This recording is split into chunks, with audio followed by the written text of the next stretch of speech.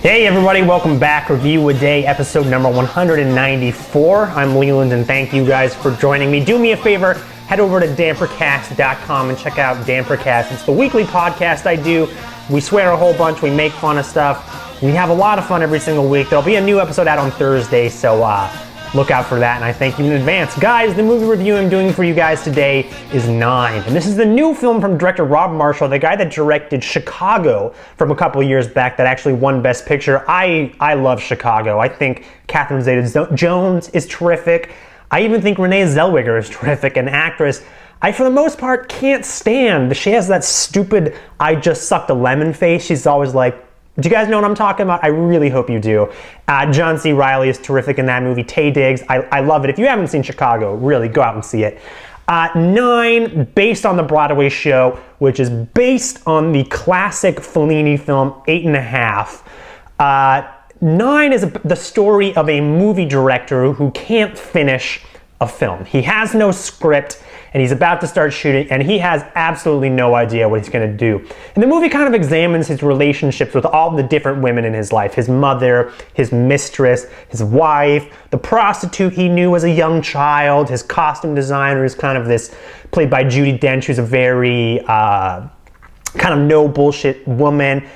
I mean, this movie has a terrific cast. Get ready for this. In the lead role, we've got Daniel Day-Lewis, Marion Cotillard, Penelope Cruz, Nicole Kidman, Judi Dench, or as I quite cleverly call her, Jame Duty Dench, Kate Hudson, Sophia Loren, and even Fergie of the Black Eyed Peas makes a cameo in this movie, playing the prostitute.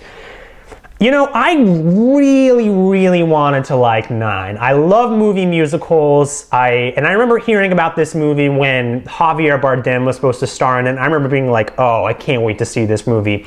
And everyone and everything about this movie is really trying their best. Rob Marshall makes this movie look terrific. He has a really strong eye, and I think he really knows, especially with this film, how to shoot women and make them absolutely gorgeous. I mean, every single sequence, any dream sequence in this movie involving Marion Cotillard or Penelope Cruz will have every single straight male or bi-curious female in the audience drooling. I mean, these are gorgeous women. The movie is just filled with gorgeous women, and it is a lot of fun to look at.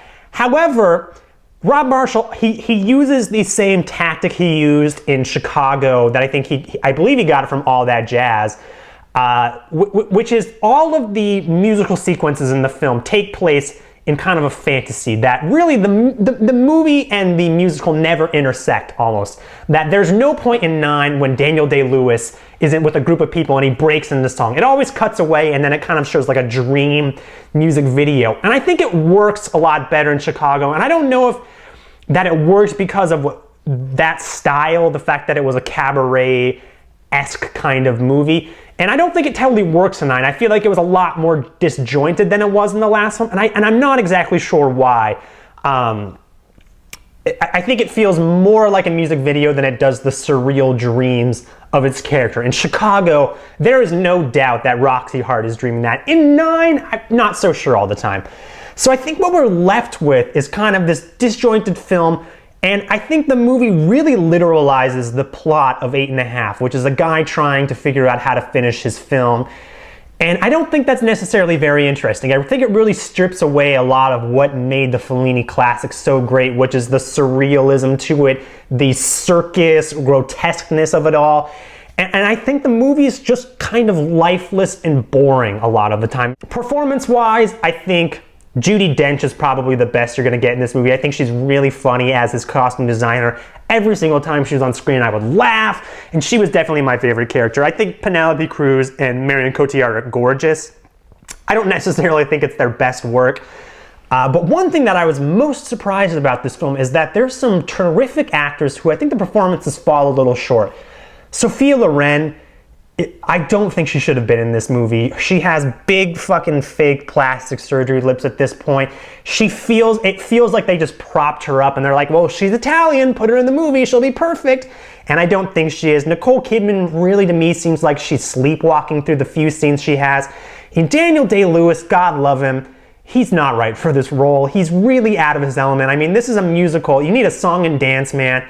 And I think he really tries his all, but I think when you hear about Javier Bardem starring in this movie, I can't help but think, what could have been? I mean, I don't think Daniel Day-Lewis has the amount of charm that you really need to pull it off. Marcello Mastroianni, the guy who played Guido in the Fellini film, he oozed charisma from every single one of his pores, every single day, for his entire life. The guy was really terrific.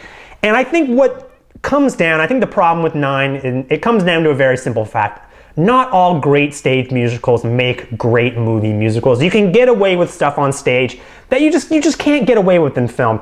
The movie, the pacing of it is weird, and that's probably because in theater you can do different pacing. There's an intermission, there's scene shifts, there's all these different things you take into account, and just putting that on screen doesn't always make for the best movie.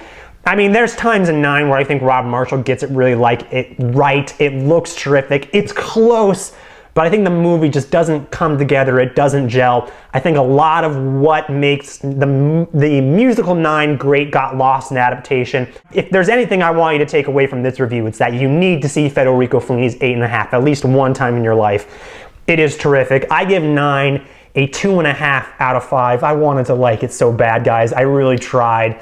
If you guys like this review, make sure to head over to nitpickit.com or dampercast.com, and I'll see you guys next time.